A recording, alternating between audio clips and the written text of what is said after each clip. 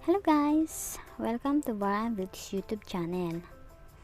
Pero bago po tayo magsimula, huwag niyo pong kalimutang i-click ang like and subscribe buttons sa inyong mga screen.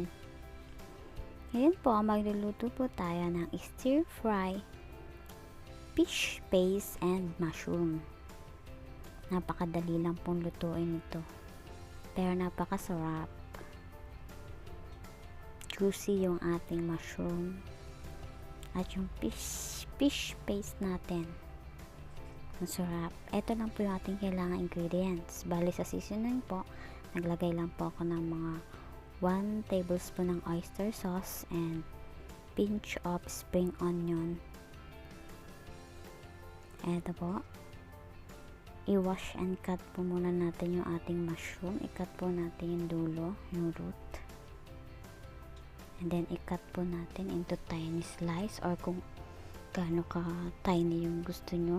Pwede pong cut into half lang or 3. I cut my mushroom into 5 kasi malaki po yung mushroom na nabili ko.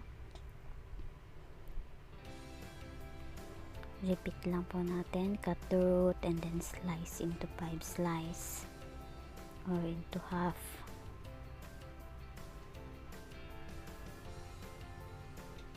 Fresh mushroom po yung gamit ko. Mas masarap po yung fresh kaysa dried.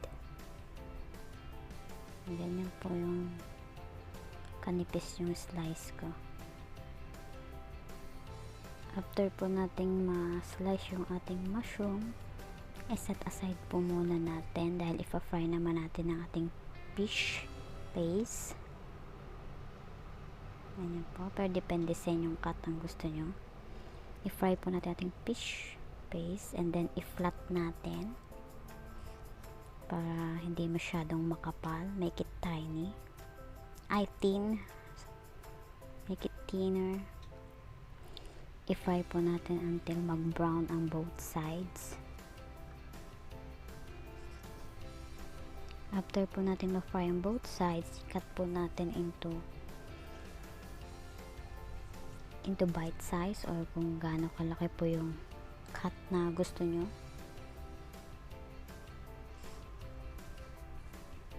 Ganyan po yung way ng pag-cut ko. Ganyan po kalaki yung size na ginawa ko. After po, i-fry po natin ulit ang ating fish paste. Kailangan po medium fry. After po natin fry, naglagay po ang konting spring onion and 1 teaspoon of cooking wine. And then stir fry. After po ma-fry ko yung fish paste, ilagay na po natin ating mushroom. And then stir fry lang po natin. Naglagay din ako ng 1 tablespoon ng oyster sauce. And pinch of salt and pepper. Bale yung sa seasoning naman po is depende na lang sa inyong panlasa. Basta ako naglagay ako ng oyster sauce.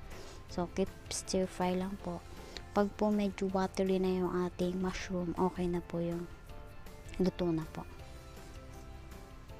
Ayan, napakita nyo medyo nagnipis na yung ating mushroom. Kaya done. Ganun lang po kabilis, pero masarap. Ito na po ang ating stir fry fish paste and mushroom.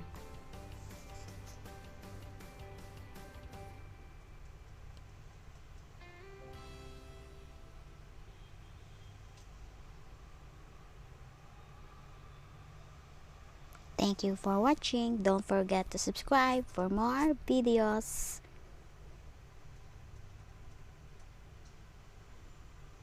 Bye bye.